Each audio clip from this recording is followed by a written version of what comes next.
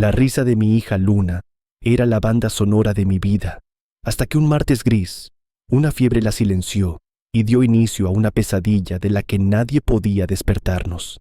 La risa de mi hija Luna era la banda sonora de mi vida, una melodía cristalina que llenaba cada rincón de nuestro pequeño apartamento, que se enredaba en las cortinas y rebotaba en los cristales de las ventanas. Con solo 6 años, Luna era un torbellino de energía, de coletas desordenadas y rodillas perpetuamente raspadas. Sus dibujos, obras maestras de crayón y brillantina, cubrían la puerta del refrigerador como un museo de la felicidad.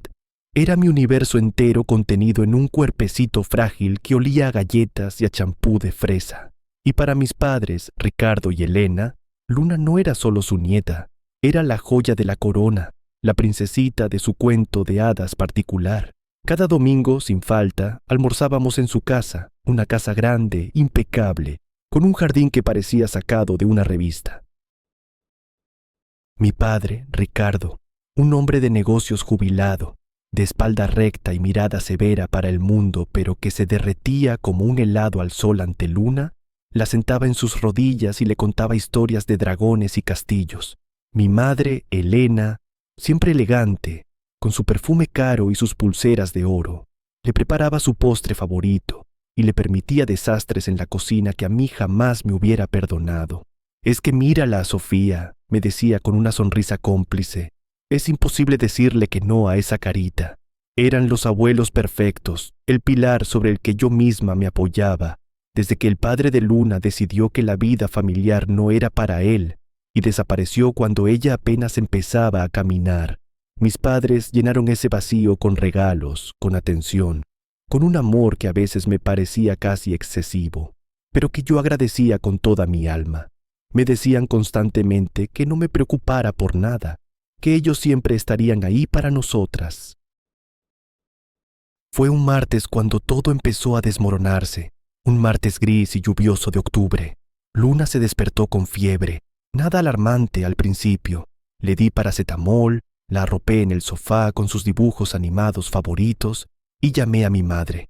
«Tranquila, hija», me dijo con su voz calmada. «Son cosas de niños. Dale muchos líquidos y ya verás cómo mañana está como nueva».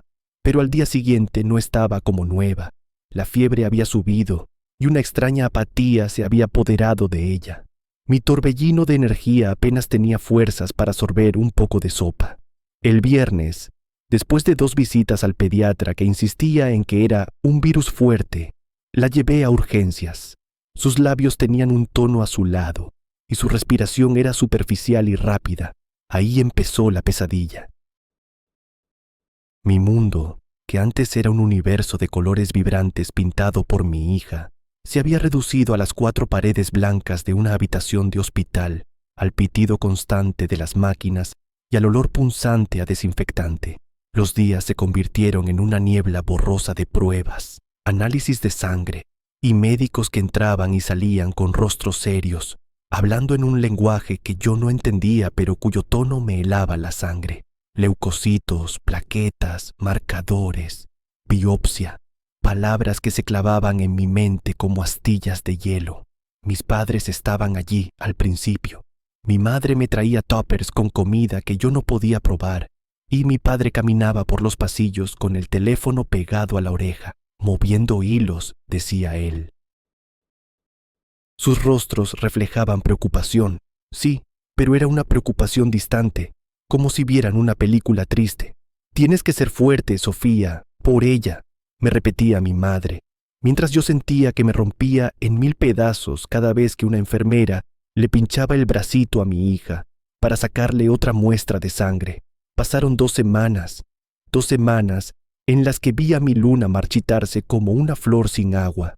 Su piel perdió su brillo, aparecieron ojeras oscuras bajo sus ojos y su risa se había extinguido. A veces, en mitad de la noche, me susurraba «Me duele, mami», y yo solo podía acariciar su frente ardiendo y mentirle, decirle que todo iba a estar bien, mientras mis propias lágrimas me ahogaban en silencio. Mis padres empezaron a espaciar sus visitas. «Tenemos una reunión importante. Tu madre no se encuentra muy bien. Excusas». Sentía cómo se distanciaban, cómo el muro de cristal del hospital se hacía cada vez más grueso entre nosotros. Yo estaba sola, anclada a la silla junto a la cama de mi hija, sobreviviendo a base de café de máquina y un terror que me carcomía por dentro. Una tarde, el jefe de oncología pediátrica, el doctor Morales, un hombre de unos 50 años con ojos cansados que lo habían visto todo, pidió hablar conmigo en su despacho. Mi corazón se detuvo. Sabía que ese era el momento. Me senté frente a él, con las manos temblando sobre mi regazo. Él suspiró, entrelazó sus dedos sobre el escritorio y me miró directamente. «Sofía», comenzó, y su tono era tan grave que sentí que el suelo se abría bajo mis pies. «Hemos tardado en tener un diagnóstico claro porque es algo extremadamente raro. Lo que tiene Luna es una forma muy agresiva y atípica de leucemia. Los tratamientos convencionales», hizo una pausa, buscando las palabras, «no están funcionando como esperábamos. Su cuerpo no responde». El aire se volvió denso, pesado. No podía respirar, pero, continuó, y se inclinó hacia adelante. «Hay una esperanza. Un tratamiento experimental en una clínica de Houston. Es nuestra única opción real. La tasa de éxito en casos como el de Luna es prometedora». Una pequeña luz se encendió en mi oscuridad. Esperanza. Me aferré a esa palabra como un náufrago a una tabla. ¿Qué hay que hacer?», susurré con la voz rota. El doctor Morales deslizó un folleto y un presupuesto sobre la mesa. Mis ojos buscaron la cifra final. El número tenía tantos ceros que mi cerebro tardó varios segundos en procesarlo. Era una cantidad de dinero que yo no vería ni en 10 vidas. Era astronómico, imposible. Sentí un frío glacial recorrerme la espalda. El doctor me miró con compasión. «Lo sé, es una locura. El traslado, el tratamiento, la estancia. Tienen que tomar una decisión pronto. El tiempo es crucial». Salí del despacho como un autómata. Mis piernas apenas me sostenían. Cuando llegué a la puerta de la habitación de Luna, vi a mis padres allí, de pie en el pasillo, hablando en susurros con una enfermera. Sus rostros eran máscaras de preocupación. Al verme se callaron. Mi madre se acercó. «¿Qué ha dicho el doctor, hija? Te vemos muy pálida». Yo levanté la mirada, el papel con la cifra imposible, arrugado en mi puño. Los miré a los dos, a mi padre con su traje caro y a mi madre con sus joyas brillantes. Eran mi única salvación, eran la única esperanza de Luna. Tomé aire, abrí la boca para suplicar, para rogarles que salvaran a su princesita. Y fue entonces cuando mi padre me miró fijamente, con una frialdad en sus ojos que nunca antes había visto, y dijo una frase que hizo que mi mundo entero se hiciera añicos. «No vamos a pagar un solo céntimo, Sofía». La voz de mi padre era una losa de granito, fría y pesada. No había rastro del abuelo que contaba cuentos de dragones. Era la voz del hombre de negocios que cerraba un trato desfavorable, cortante y definitiva. Mi madre, Elena, se retorcía las manos, evitando mi mirada. Su silencio era casi más doloroso que la dureza de mi padre. «¿Qué?», logré articular. El sonido salió como un graznido. «¿Pero de qué habláis? Es Luna, vuestra princesita. Necesita este tratamiento. Es su única oportunidad». Sostuve el presupuesto arrugado hacia ellos, como si las cifras impresas pudieran hacerles entrar en razón. Mi padre ni siquiera miró el papel. Su mirada estaba fija en mí, y era una mirada de acero. «Esa niña», dijo, y la forma en que pronunció las palabras «esa niña» me provocó un escalofrío que me recorrió de la cabeza a los pies. «No es nuestra nieta». El mundo se inclinó sobre su eje. El pasillo del hospital pareció alargarse y retorcerse. «Estás loco. El estrés te ha vuelto loco. Claro que es vuestra nieta». Mi voz subía de volumen, atrayendo la mirada de una enfermera que pasaba por allí. Mi madre finalmente habló, su voz un susurro venenoso. «No nos llames locos, Sofía. Te lo debemos todo a ti, a tus mentiras». «¿Mentiras? ¿Qué mentiras?», grité, sintiendo la histeria arañar mi garganta. «Hace años», continuó mi padre, impasible, «cuando estabas con ese bueno para nada del padre de Luna, no nos fiábamos de él. Contratamos a alguien, un investigador privado, solo para asegurarnos de que estabas bien, de que no te estaba engañando. Hizo una pausa dramática saboreando el momento, la cruel revelación que estaba a punto de desatar. Y descubrimos algo. No te estaba engañando a ti, Sofía. Nos estabas engañando tú a nosotros, a todos. Me quedé sin aliento. Mi mente era un torbellino de confusión y pánico. ¿Un investigador? ¿Qué podían haber descubierto? Mi vida era un libro abierto.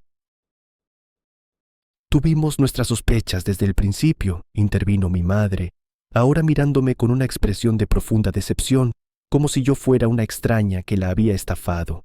Luna no se parece a nosotros, no tiene nuestros rasgos. Al principio no le dimos importancia, pero... Mi padre la interrumpió. El investigador obtuvo una muestra de ADN, de un vaso que usó en tu apartamento. No fue difícil. Lo comparamos con el mío. No hay coincidencia, Sofía. Cero. Esa niña no lleva mi sangre. Y si no lleva la mía, no es nada nuestro. El aire abandonó mis pulmones en una exhalación dolorosa.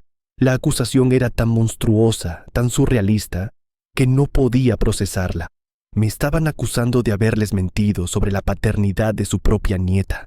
Todo el amor que le habían profesado, cada regalo, cada abrazo, cada «te quiero, princesita», se desvaneció en el aire, revelándose como una farsa condicional. Su amor no era por ella, era por su linaje, por su sangre. ¿Estáis oyendo la barbaridad que estáis diciendo?, susurré, horrorizada. Miradla. Está en esa cama luchando por su vida, y vosotros estáis aquí hablando de ADN. Sois unos monstruos. El único monstruo aquí es la persona que construye una vida entera sobre una mentira, sentenció mi padre. Te hemos mantenido, te hemos dado un techo, hemos colmado a esa niña de regalos y de amor, creyendo que era de nuestra familia, y todo era falso. Se ajustó el nudo de la corbata, un gesto de finalidad, de asunto zanjado. Lo siento, Sofía, pero no vamos a invertir una fortuna en salvar a la hija de un desconocido. Nuestro apoyo se acaba aquí. Se dio la vuelta. Mi madre dudó un instante. Sus ojos se encontraron con los míos y por un segundo, un fugaz segundo, creí ver una chispa de la mujer que me había criado, una sombra de amor maternal. Mamá, por favor, supliqué, mi última pizca de esperanza aferrándose a ella. Pero entonces mi padre le tocó el brazo, y la máscara de frialdad volvió a su sitio. Vámonos, Elena, no hay nada más que hacer aquí. Y se fueron. Simplemente se dieron la vuelta y caminaron por el largo y blanco pasillo del hospital. Sus figuras se hacían cada vez más pequeñas, sus pasos resonando en el silencio como martillazos en el ataúd de mi esperanza. Me quedé allí, de pie, incapaz de moverme, de respirar. El papel con el presupuesto se deslizó de mis dedos y cayó al suelo. Me derrumbé contra la pared, deslizándome hasta el frío linóleo. El pitido de las máquinas al otro lado de la puerta de Luna era el único sonido en mi universo. Estaba sola, completamente y absolutamente sola. Mi hija se moría, y mi única familia me había abandonado por una fantasía cruel y retorcida que habían construido en sus mentes. Cerré los ojos, deseando que la tierra me tragara. El dolor era tan inmenso que se sentía físico, una presión aplastante en mi pecho. Fue entonces cuando una voz suave me sacó de mi trance. «Señora, ¿se encuentra bien?» Abrí los ojos. Era una de las enfermeras más jóvenes. Me miraba con genuina preocupación. Intenté asentir, pero no pude. Ella se agachó a mi lado. «Señora Reyes, un mensajero acaba de dejar esto para usted. Dijo que era extremadamente urgente». En su mano sostenía un sobre grande y grueso, de color manila. Mis dedos temblorosos lo tomaron. No tenía remitente, solo mi nombre, Sofía Reyes, escrito en una tipografía elegante y formal. Con el corazón en un puño rompí el sello. Dentro no había una carta. Había un documento legal, una orden judicial. Mis ojos escanearon el texto, sin comprender al principio las palabras legales. Pero entonces vi una frase que me heló la sangre más que cualquier diagnóstico. Aviso de desalojo inmediato. Y el demandante no era el dueño del apartamento, era mi padre, Ricardo Vargas. El papel temblaba en mi mano. Desalojo, inmediato. Ricardo Vargas, Gardo. Las palabras bailaban ante mis ojos, perdiendo todo su significado, para luego volver a clavarse en mi cerebro con una claridad brutal. No solo me habían abandonado, no solo me habían negado la ayuda para salvar a mi hija, me estaban echando a la calle, al pequeño apartamento que ellos mismos me habían ayudado a conseguir, cuyos pagos habían garantizado. Era su forma de cortar el último hilo que nos unía, de borrarme de sus vidas de la manera más cruel y eficiente posible. Era un acto de una maldad tan calculada que me dejó sin aliento. Me levanté del suelo usando la pared como apoyo. La enfermera me miraba con una mezcla de pena y alarma. Gracias, musité, guardando el sobre en mi bolso como si fuera una serpiente venenosa. Entré en la habitación de Luna. Ella dormía, ajena al drama que se desarrollaba a su alrededor. Su pecho subía y bajaba con una fragilidad que me partía el alma. Me senté a su lado y le tomé la mano, una manita pequeña y caliente entre las mías. Observé su rostro, buscando desesperadamente algún rasgo de mis padres, alguna prueba para refutar su horrible acusación. Tenía mis ojos, la forma de mi boca. Su pelo, aunque ahora ralo por la enfermedad, era del mismo castaño que el de su padre. ¿De dónde habían sacado esa idea demencial? Un investigador, una prueba de ADN de un vaso. Sonaba a una película de bajo presupuesto, a una excusa tan rebuscada que solo podía ser fruto de una mente decidida a encontrar una razón para huir. No querían enfrentarse al dolor, a la incertidumbre, al miedo. Era más fácil inventarse una traición, culparme a mí y así poder lavarse las manos y dormir tranquilos por la noche. Los días siguientes se convirtieron en una carrera contrarreloj contra dos enemigos implacables, la enfermedad de Luna y la cuenta atrás del desalojo. Pasaba las noches en el hospital, en la incómoda silla reclinable, y los días haciendo llamadas desesperadas desde el pasillo. Llamé a cada organización benéfica que pude encontrar. Llené solicitudes online para ayudas y subvenciones hasta que las letras en la pantalla de mi teléfono se volvían borrosas. Conté nuestra historia a docenas de voces anónimas al otro lado de la línea, a veces con calma, a veces rota en sollozos, sintiendo cómo me despojaba de mi dignidad con cada súplica. La respuesta era siempre la misma, compasión, buenas palabras, pero el proceso era lento, había listas de espera, la cantidad era demasiado elevada. Lo sentimos mucho. Se convirtió en la frase que más odiaba en el mundo. Intenté buscar un abogado para luchar contra el desalojo, pero sin dinero. Solo pude conseguir una breve consulta gratuita por teléfono. El abogado fue directo. Si su padre es el propietario o el garante legal y usted no tiene un contrato de arrendamiento a largo plazo, tiene todas las de ganar. Podríamos retrasarlo, pero al final tendrá que irse.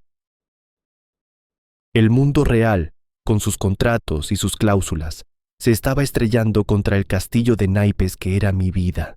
Una mañana, agotada y desesperada, mientras miraba mi cuenta bancaria, que mostraba una cifra ridículamente baja, vi un nombre en mis contactos que no había considerado: Marcos, el padre de Luna.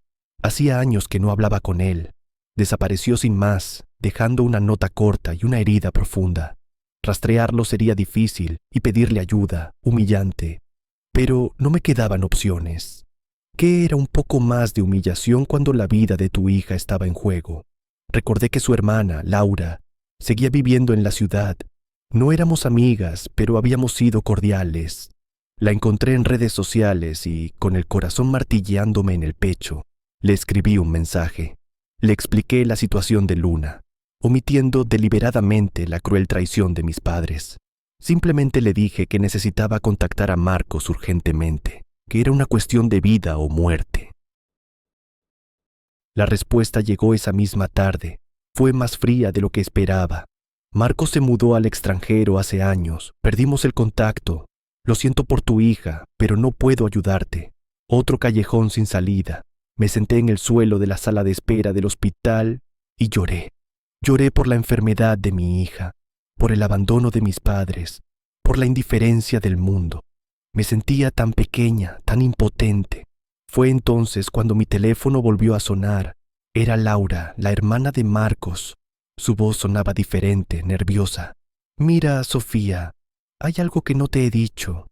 No sé si debería, pero después de tu mensaje me puse a pensar y creo que tienes derecho a saberlo».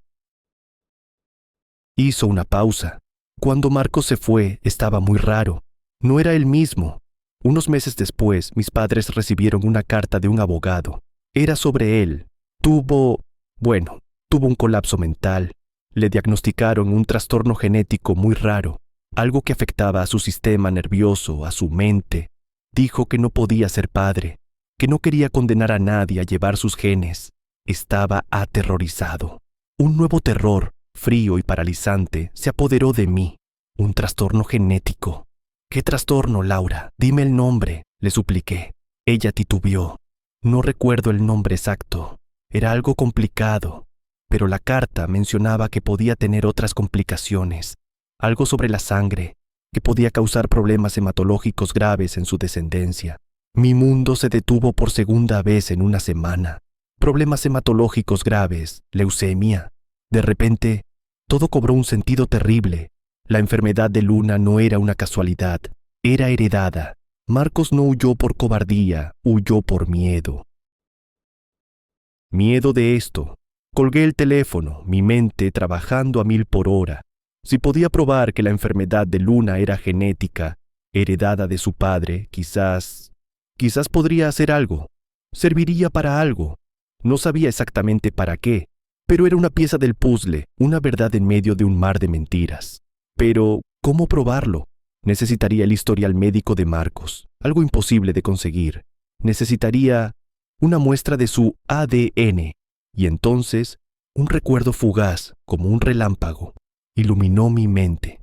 Cuando Luna era un bebé, le hice un álbum de recortes, fotos, sus primeros patucos, su pulsera del hospital y un pequeño sobre transparente que contenía un mechón de su primer corte de pelo. Y junto a él guardé otro sobre idéntico. En él había un par de pelos oscuros y rizados que recogí del cepillo de Marcos la mañana antes de que se fuera. Los guardé como un recuerdo tonto, un vestigio de la familia que creí que seríamos.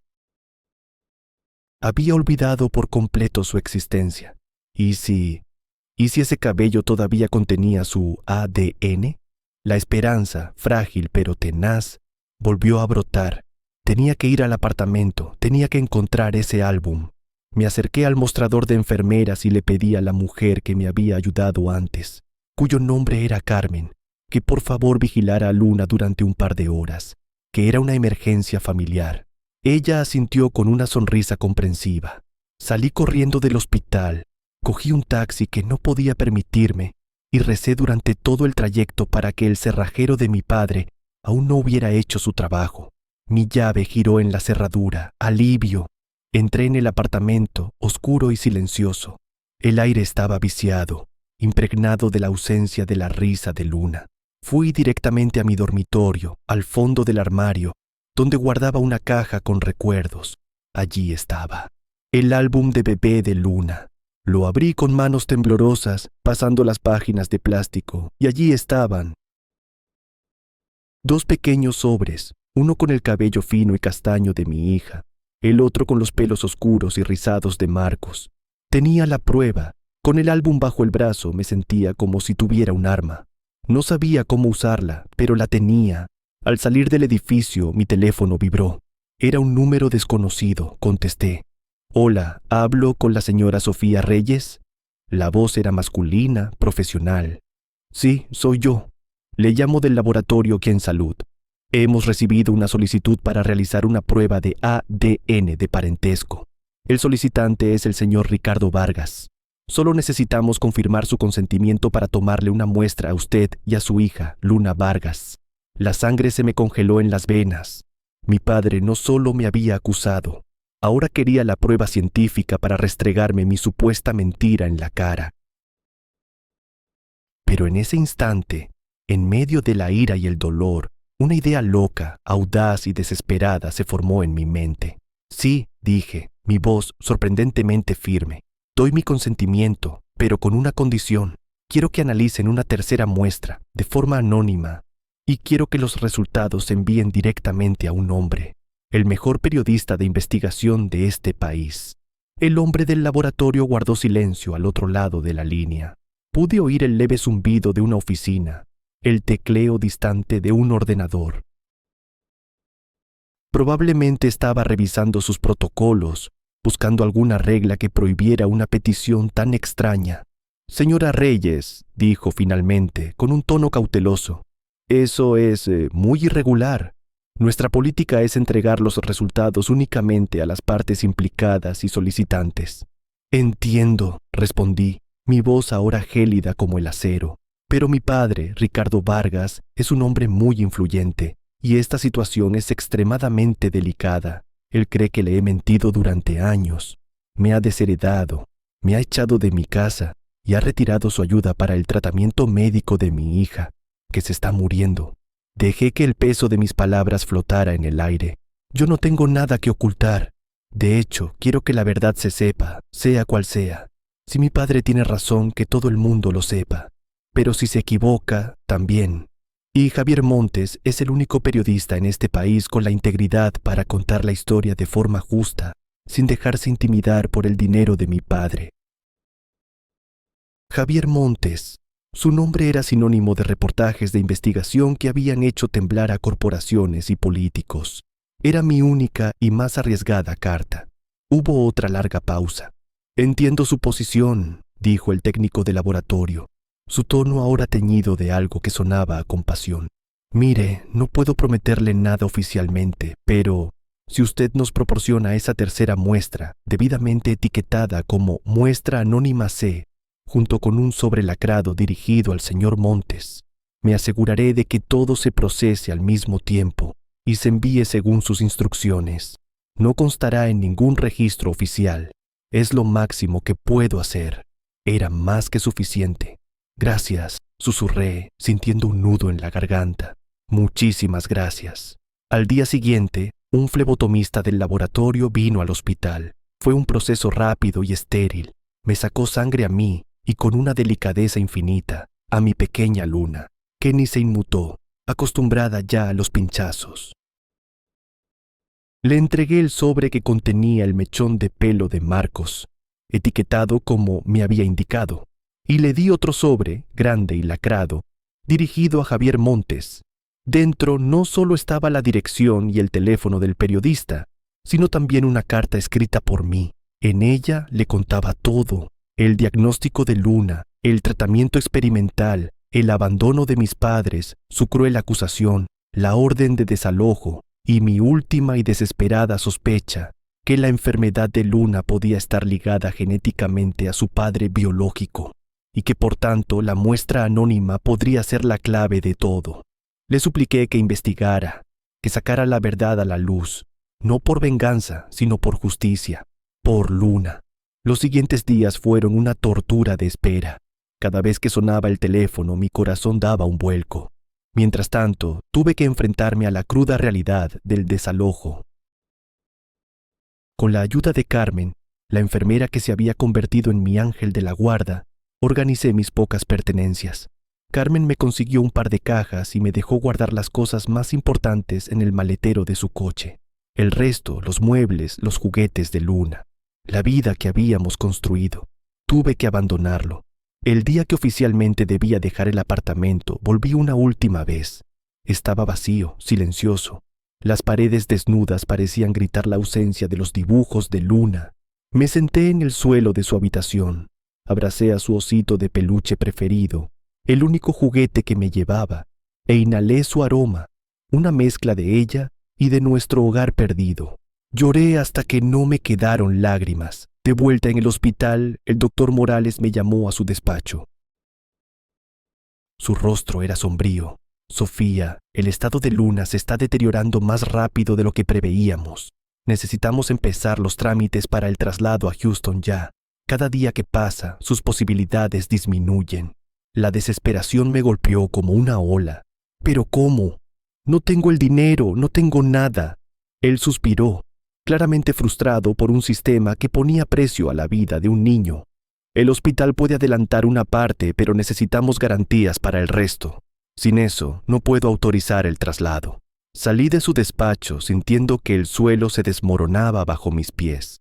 La burocracia, los números, los protocolos, todo conspiraba para robarme a mi hija. Esa noche, mientras velaba el sueño inquieto de Luna, pensé seriamente en rendirme. El peso era demasiado. Estaba sola, sin hogar, sin dinero, y mi hija se apagaba ante mis ojos. Fue a la mañana siguiente cuando todo explotó. Me desperté en la silla con el cuello rígido y vi que Carmen me miraba desde la puerta con una tablet en la mano y una expresión indescifrable. «Sofía, tienes que ver esto». Me mostró la pantalla. Era la portada del periódico digital más importante del país, y allí, en letras enormes, bajo una foto de mi padre sonriendo en un evento de gala, estaba el titular: «El filántropo Ricardo Vargas abandona a su nieta moribunda tras dudar de su paternidad». Mi corazón se detuvo. El artículo, firmado por Javier Montes, era devastador. Detallaba la enfermedad de Luna, el coste del tratamiento, la negativa de mis padres a ayudar, la orden de desalojo. Todo estaba allí, expuesto para que el mundo lo viera. Pero había más. Javier Montes no se había limitado a contar mi historia. Había investigado. Había encontrado registros de la agencia de detectives que mi padre contrató. Había hablado anónimamente con empleados de sus empresas que describían su carácter implacable. Y entonces llegué al final del artículo. Fuentes cercanas al laboratorio Ken Salud, escribía Montes, han filtrado los resultados preliminares de una prueba de ADN de 3 vías. Los resultados confirman, con un 99,9% de certeza, que Ricardo Vargas es el abuelo biológico de la pequeña Luna. Pero el hallazgo más sorprendente es el de una tercera muestra anónima que sugiere una fuerte predisposición genética a trastornos hematológicos raros, un vínculo que ahora mismo está siendo investigado por expertos médicos. La habitación empezó a dar vueltas. Tenía razón en todo. No era una mentirosa. Mi padre era su abuelo, y la enfermedad de Luna venía del lado de Marcos. Sentí una oleada de vindicación tan fuerte que casi me mareó. Pero el alivio duró poco. Mi teléfono empezó a vibrar sin parar. Mensajes, llamadas de números desconocidos. Las noticias se estaban extendiendo como la pólvora, y entonces una llamada entró. Era un número bloqueado. Contesté: «Sofía». La voz de mi padre era irreconocible. Era un gruñido bajo, cargado de una furia volcánica. «¿Qué has hecho? ¿Qué demonios has hecho? Has arruinado mi nombre. Has destruido a esta familia». «Yo no he destruido nada», respondí, mi voz temblando pero firme. «Tú lo hiciste cuando decidiste que tu orgullo valía más que la vida de tu nieta». Se oyó un golpe, como si hubiera golpeado algo. «Esto no se va a quedar así, Sofía. Te lo juro. No tienes ni idea de con quién te has metido. Acabas de empezar una guerra que no puedes ganar». Y colgó. El silencio que dejó era más aterrador que sus gritos. Sabía que no era una amenaza vacía. Acababa de humillar públicamente a un hombre poderoso y sin escrúpulos, y él no se detendría ante nada para vengarse. En ese momento, la puerta de la habitación se abrió de golpe. No era una enfermera. Eran 2 hombres altos, vestidos con trajes oscuros y con rostros impasibles. Detrás de ellos, vi la cara asustada de Carmen. Uno de los hombres me miró fijamente. «Señora Sofía Reyes, somos de servicios sociales. Hemos recibido una denuncia anónima muy grave. Se le acusa de negligencia y de poner en peligro la vida de su hija». Mi sangre se convirtió en hielo. «¿Negligencia?», repetí, la palabra absurda y venenosa saliendo de mis labios. «¿De qué están hablando? Llevo semanas viviendo en este hospital, luchando con uñas y dientes por mi hija». Los hombres de servicios sociales no se inmutaron. Sus ojos eran fríos y burocráticos. El más alto sacó una carpeta. «La denuncia alega que usted ha rechazado tratamientos viables disponibles en este país para su hija, obsesionándose con una terapia experimental y costosa en el extranjero, posiblemente como parte de una estafa para recaudar fondos». Era la letra de mi padre. Su venganza era tan retorcida, tan vil, que me dejó sin aire. Estaba usando el mismo sistema diseñado para proteger a los niños para arrancarme a la mía. Eso es una mentira monstruosa, dije, mi voz temblando de rabia. El doctor Morales puede confirmarlo. El tratamiento en Houston es su única opción. Hablaremos con el doctor Morales, dijo el segundo hombre. Su tono no prometía nada. Mientras tanto, y hasta que aclaremos la situación, tenemos una orden judicial temporal que nos concede la tutela médica de la menor. Usted no puede tomar ninguna decisión sobre su tratamiento ni puede sacarla del hospital. Era una pesadilla. Me habían acorralado.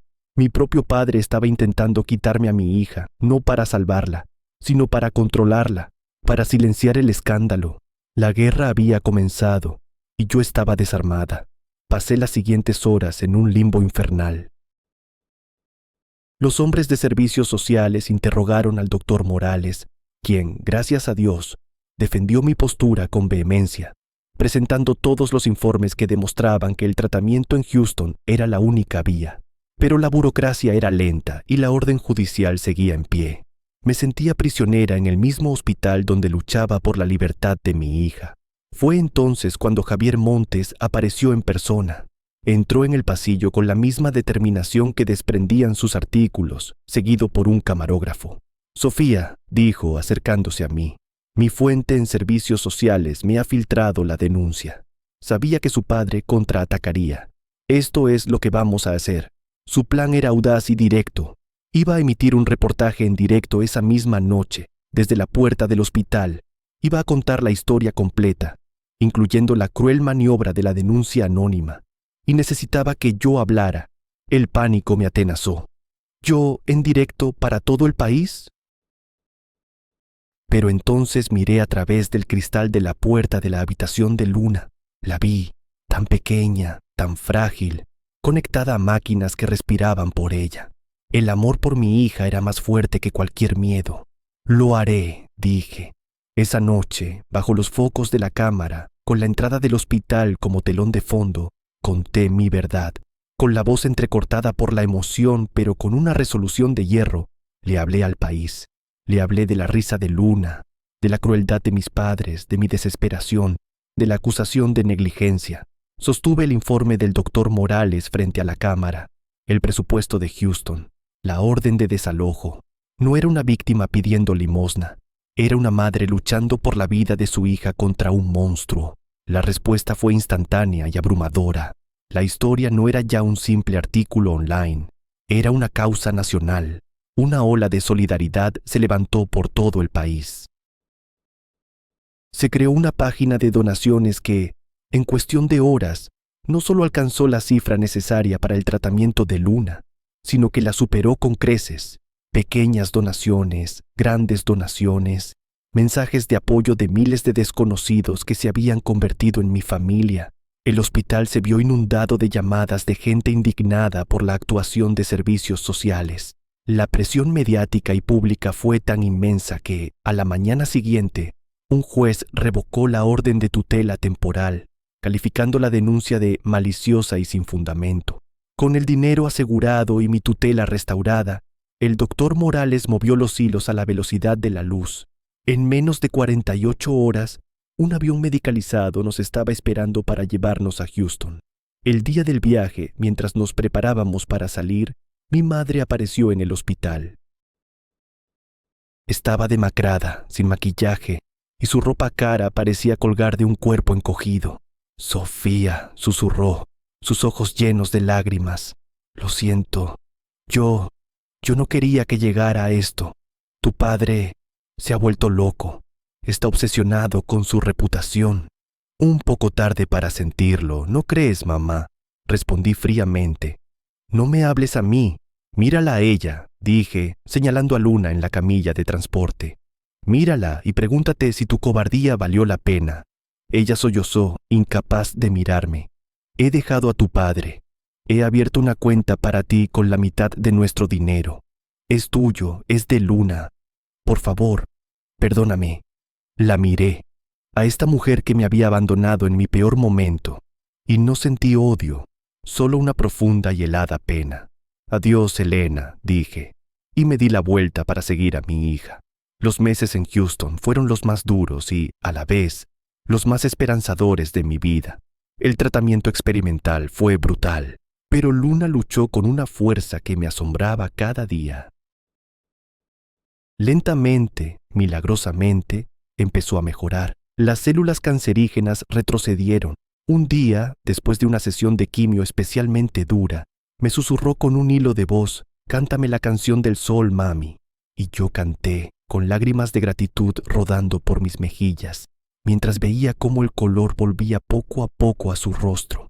6 meses después, los médicos pronunciaron la palabra que yo anhelaba oír más que ninguna otra en el universo: remisión. Nunca volvimos a nuestra antigua ciudad. Con el dinero de las donaciones que sobró y el que mi madre había depositado, empezamos una nueva vida en otro lugar, un lugar tranquilo, cerca del mar.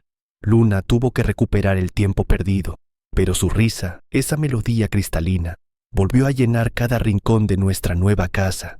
Su pelo volvió a crecer y sus rodillas volvieron a estar perpetuamente raspadas. En cuanto a mi padre, el escándalo destruyó su reputación.